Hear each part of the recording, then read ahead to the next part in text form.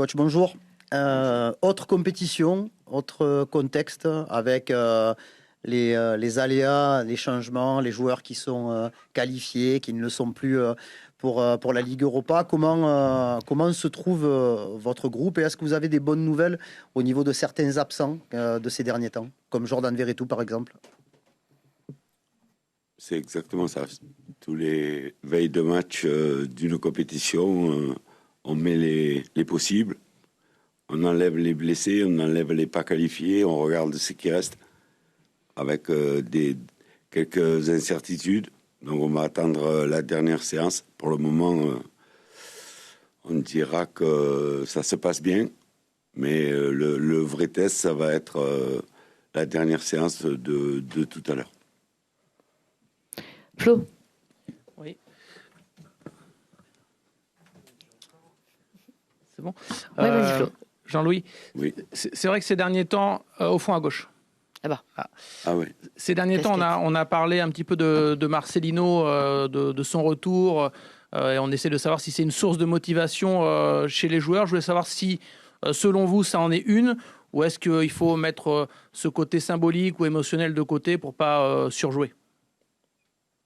Non, on n'en parle jamais. Personnellement, je n'en parle jamais. J'étais pas en France quand l'OM était entraîné par Marcelino. Donc, nous, on joue contre Villarreal. On regarde l'effectif, on les regarde jouer, on connaît le système de jeu, bien sûr. Parce que c'est quelqu'un de respectable, puisqu'il a quand même fait des choses dans le football. Et son équipe est bien organisée, il a une méthode. Demain, on va faire le maximum pour contrecarrer tout ça. Michel. Bonjour Jean-Louis. On l'a vu, on en a parlé avec Quentin. En 10 jours, les visages se sont transformés. Il y a eu des buts, des victoires, la joie est revenue. Est-ce que là aussi, il faut les laisser justement dans cette euphorie ou au contraire, il faut aussi les ramener à la réalité et calmer un petit peu cet enthousiasme parce que l'adversaire est de notre calibre? La réponse est pratiquement dans la question. Donc, il faut les féliciter de ce qu'ils ont fait, mais leur expliquer ou leur montrer en vidéo que les erreurs que l'on fait à chaque match, sur les 3 matchs, on a fait des erreurs qui ont ou lancé ou relancé l'adversaire. Toutes ces erreurs-là, quand ça sera des matchs de haut niveau, ça ne suffira plus. Donc la confiance aidant, les résultats aidant, la dynamique aidant, il faut gommer toutes ces erreurs. Si on veut arriver à faire une belle fin de saison comme on se l'est promis. Bruno. Coach, bonjour. On dit que cette équipe de Villarreal, elle est manifestement très technique, voilà, un petit peu comme les équipes espagnoles. C'est une équipe qui a l'habitude aussi des matchs européens, elle a une grosse expérience. Est-ce que ça peut se jouer aussi sur l'impact, sur l'intensité qu'un club français, que l'OM peut mettre dans ce genre de match-là? Voilà, s'il vous plaît. C'est ce qu'il faudra faire. Ça va être mettre au mot intensité, agressivité, pour pas... On sait que techniquement, ils sont très forts. Vous avez des joueurs au milieu du terrain qui sont très habiles, des attaquants qui sont très efficaces. Ils sont un peu comme nous. Ils ont, entre la Real Sociedad et Grenade dimanche, ils se sont remis un petit peu dans la bonne dynamique. Mais il va falloir leur faire sentir que nous, on est là aussi. On a des atouts, on a des arguments, on a de l'expérience. On a des joueurs qui savent ce que c'est la Coupe d'Europe. Et on a notre public qui va nous faire surpasser. Camille. Bonjour coach, ici s'il vous plaît. Justement, 12 buts sur les 3 derniers matchs. Comment expliquez-vous justement cette efficacité offensive et qu'est-ce qui a changé techniquement sur le terrain? Comment je l'explique? C'est la confiance des attaquants. C'est les joueurs qui sortent du banc, qui marquent des buts parce qu'ils sont bien dans l'esprit et ils ont compris que on jouait 5 matchs en 15 jours. Aujourd'hui, on en joue 4 en 11 jours. Donc qu'on a besoin de tout le monde. Et qu'on est obligé de reposer à des moments les gens qui sont sur le terrain pour avoir toujours une équipe fraîche. Donc pour reposer les gens, il ne faut pas faire baisser le niveau de l'équipe. Donc quand les gens rentrent et marquent, ils font leur job. Et ils postulent pour le match d'après. On peut faire à l'inverse, qu'il y en ait un qui débute et que l'autre finisse. Il faut argumenter comme ça avec tous les petits pépins, entre guillemets, qu'on a. C'est la confiance. C'est la confiance. Quand un attaquant il est en confiance, il tente un truc qu'il n'aurait pas tenté. C'est tout.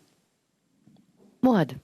Bonjour coach, ici. En regardant un peu les grosses victoires de Villarreal cette saison, il y en a 2 où ils ont eu moins de 30% de possession de balle. On a l'impression que c'est une équipe qui est très à l'aise lorsqu'elle n'a pas la balle. Deux petites questions, est-ce qu'il y a la tentation peut-être de se dire ok, on lâche le ballon, ils sont peut-être moins à l'aise avec le ballon, et généralement, qu'est-ce que vous avez vu comme point fort dans cette équipe? Déjà, laisser le ballon à l'adversaire, c'est pas trop ma tasse de thé. D'accord, je préfère que ce soit une autre équipe qui l'est, qui soit à l'aise. J'ai aimé le match de Clermont pour ça. On n'a pas tout fait de bien, mais on a eu la maîtrise du jeu. Et une fois que les 2 premiers matchs étaient passés, où il fallait adopter une tactique qui les arrangeait, les joueurs, et il fallait pas sortir le ballon, il fallait pas faire des décalages, parce que c'est ça le plus dangereux. Donc on a fait une tactique simpliste. À Clermont, on a retrouvé la maîtrise du jeu. Ça me plaît. Si Villarreal veut nous laisser le ballon, qu'il nous le laisse. Bien sûr. Je suis content. Mélissande. Oui, bonjour coach. Tu parlais de confiance, tu en parles beaucoup depuis que tu es arrivé. On a vu des joueurs qui ont été transfigurés depuis que tu es arrivé. Est-ce que la confiance, tu la donnes plutôt par les mots ou par la tactique dont tu parlais? Parce qu'on a l'impression que c'est pas juste appuyer sur un bouton. C'est les discours que tu fais, ou c'est comment tu arrives à les rassurer sur le terrain? Par le travail. Par le travail, les mettre à leur poste, leur faire réussir des choses sans opposition, des choses très simples. On est parti sur ça. Mais déjà, les mettre à l'endroit où ils aiment être. Après, le discours, quand le joueur sait que vous le connaissez, que on va le faire progresser là, que vous faites un montage vidéo, que vous lui montrez les endroits de progression, et le jeune joueur, il dit « Waouh, il me connaît ». Mais ça fait beaucoup de choses en peu de temps, parce qu'il fallait parler au groupe d'abord et parler aux jeunes joueurs qui sont d'avenir pour les décrisper. Oui. Bonjour coach, Eric Mamrut de RFI. À propos d'Aubameyang, quelle part a-t-il dans le redressement actuel de l'OM, et à quel point vous appuyez sur lui depuis que vous arrivez pour justement que ça aille mieux dans l'équipe? Déjà c'est un grand joueur, c'est une très bonne personne, c'est un buteur, et il aime, comme tous les grands attaquants, il aime des situations de jeu, il aime se placer à des endroits, il aime. Et c'est là qu'on le met. C'est là qu'on le met. Après, l'adresse, le sens du but, la générosité, tout ça, il a. Tout ça, il a. Il fallait, il me semble, juste le caler où il aime être, d'où il aime partir pour être à l'arrivée sur les centres. Bon, mais là, c'est la connaissance du joueur. Je le connais depuis longtemps. Donc, je sais ses points de départ et ses points d'arrivée. Mais avec des joueurs comme ça, il y a moins besoin de parler qu'avec un jeune joueur. En un clin d'œil, on dira, en une séance de travail, il a vu que je le connaissais par cœur. Parce que j'ai appelé les gens avec qui il avait travaillé pour me dire il n'aime pas jouer là, il préfère partir de là, ok. Après, la mentalité et le talent, c'est unanime. Flo. Jean-Louis, je voulais vous parler de l'initiative Virage Nord qui était censée être fermée. Et dans la tribune basse, il y aura jusqu'à 4 ou 5 000 enfants invités.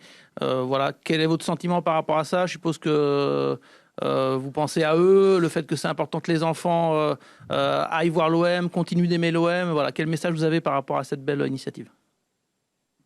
Déjà, je pars du principe que le football, c'est une fête. Donc, suspendre une tribune, pour moi, c'est une aberration. Voilà. Un stade, c'est plein. Un match de Coupe d'Europe, c'est plein. C'est de la joie, de la communion. On va limiter en mettant des enfants, tant mieux pour eux. Bon, bravo pour l'initiative de mettre des petits, parce que c'est un désastre de jouer devant une tribune vide, à part un cas comme le Covid, où là, on était obligé. Mais pour un pétard ou un fumigène, suspendre toute une tribune, je trouve ça aberrant. Jean-Claude. Bonjour coach. Juste pour rebondir sur Aubameyang, qu'on comprenne bien, c'est vous qui lui soumettez le fait de le mettre là où il est le mieux, ou c'est lui aussi qui vous en parle de son côté quand vous arrivez? Comment ça se passe? Non, c'est votre décision, voilà. J'ai mon idée sur l'affaire. Je sais où il est bien, je sais où il a joué, je sais où il n'aime pas jouer. Parce que mes amis m'en ont parlé. Donc on arrive à trouver un consensus et le joueur, il sent qu'on a travaillé sur ce dossier et qu'on va le mettre dans les meilleures dispositions puisque c'est lui le buteur. Mais après, il faut marquer. Karim. Est-ce que vous pouvez nous expliquer, sans rentrer dans les détails du vestiaire et du staff, quelle différence occupe la préparation d'une double confrontation européenne par rapport au pain quotidien, le championnat? Vous êtes arrivé sur un match couperé face au Shakhtar. Là, vous avez le match aller, le match retour à préparer. Comment on prépare ce genre de rendez-vous? Prendre une option conséquente dès le match aller. Là, c'est pas, on va pas dire le score idéal, c'est prendre une option conséquente. Après, selon le score à la fin du match, on dira, on est à la mi-temps, on verra. D'accord, mais prendre une option conséquente. Mais pour ça, il faut jouer. Stéphanie.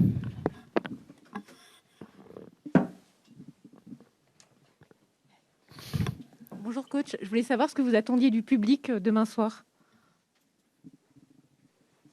Comme d'habitude, qui nous transporte.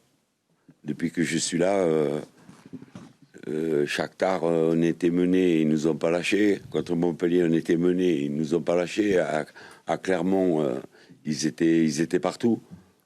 Ils savent que si on fait ce qu'il faut, c'est le plus.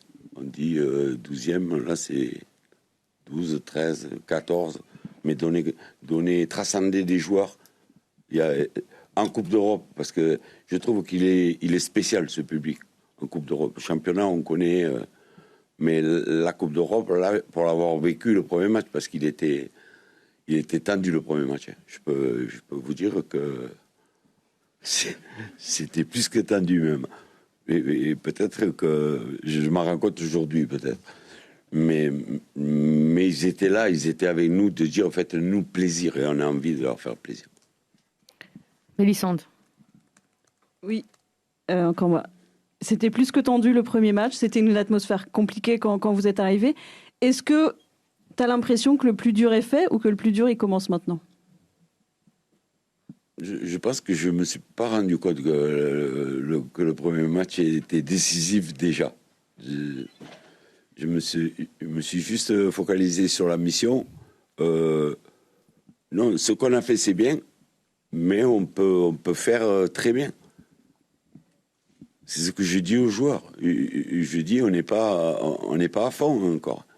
On n'est pas à fond. On trouve petit à petit, on joue de mieux en mieux. Le ballon ne nous brûle pas les pieds. On peut jouer de différentes manières. Et ça, c'est bon.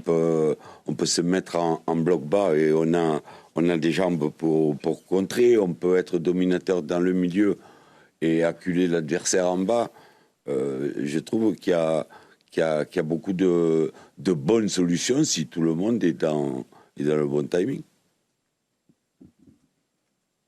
Ouais, coach, juste pour revenir sur la question tout à l'heure de Flo sur les enfants qui seront dans la tribune, vous avez dit, pour vous le football c'est une fête. La fête. Voilà. Oui. Mais les enfants en eux-mêmes, est-ce que c'est important pour vous qu'il y ait ce genre d'initiative dans le stade?